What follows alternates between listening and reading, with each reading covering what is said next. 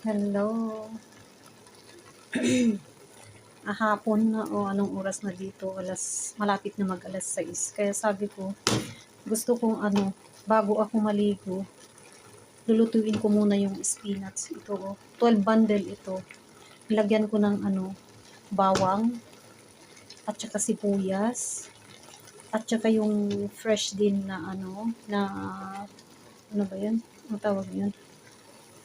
Fresh na, ano tawag yun dito? Ano ba yun ang tawag nila? Kusbura. Yung coriander para sa English. At saka, ginisa-gisa ko lang, tapos nilagyan ko din ng asin lang, at saka 7 spices nila dito. Yun lang. Walang cubes, wala akong dinagdag na Pero ang sarap ng sabaw niya.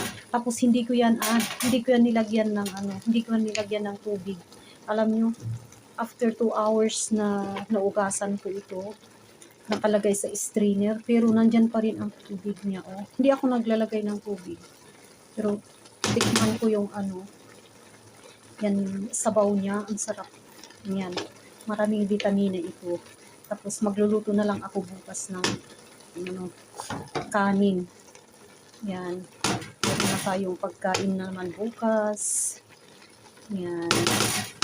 Kaya in advance ko lang, kanin na lang ang lulutuin bukas. Yan. Maraming salamat sa panonood.